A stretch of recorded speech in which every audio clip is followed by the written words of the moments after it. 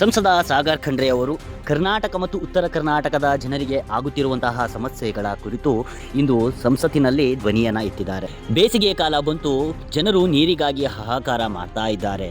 ಲಕ್ಷ ಕೋಟಿ ರೂಪಾಯಿ ವೆಚ್ಚದಲ್ಲಿ ಜಲಜೀವನ ಮಿಷನ್ ಅನ್ನ ನಿರ್ಮಾಣ ಮಾಡಿದ್ರು. ಎಲ್ಲಿ ನೀರಿದ್ರೆ ಅಲ್ಲಿ ನಲ್ಲಿ ಇಲ್ಲ, ನಲ್ಲಿ ಇದ್ದದಲ್ಲಿ ನೀರಿಲ್ಲ.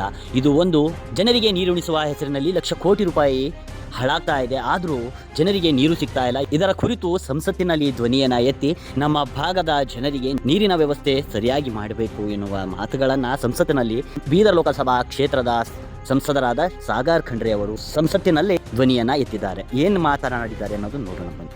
धन्यवाद सभापति महोदय. मैडम, हम अभी गर्मी की मौसम शुरू हो गया है और पानी की बहुत बड़ी समस्या आ गई है. जो जल शक्ति मंत्रालय का जल जीवन मिशन जेजेएम स्कीम है, उसका काम अच्छे तरीके से नहीं हुआ है. कई जगह नल है लेकिन पानी नहीं है, और कई जगह पानी है लेकिन नल नहीं है. केंद्र सरकार ने इस योजना पे लाखों करोड़ रुपए खर्च किया है, लेकिन फिर भी बहुत सारे गांवों में अभी भी पानी की कमी की वजह से लोग परेशान हैं.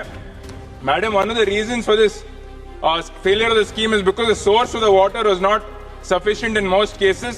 Hence, a new proposal has been also made by the government by identifying the source of water in Baswa Sagar Reservoir, which is the Narayanpur Dam. This scheme, called Providing Multi-Village Water Scheme to all the rural habitations of Kalburgi and Bidar district from Baswa Sagar Reservoir, has an estimated cost of 7,200 crores. This scheme will ensure that the drought-prone regions of Kalburgi and Bidar will get the much-needed water we deserve, madam. So in this scheme, we can see that the water is very, very essential for our region. The state share is 50%, central government share is 50%. So I request you, madam, through your medium to the government, to ensure that this scheme is approved and the water is given to our regions. Thank you. ನೀವಿನ್ನೂ ನಮ್ಮ ಚಾನೆಲ್ನ subscribe ಮಾಡ್ಕೊಂಡಿಲ್ಲ ಅಂದರೆ ಕೂಡಲೇ subscribe ಮಾಡಿ, like ಮಾಡಿ, bell button ಒತ್ತಿ.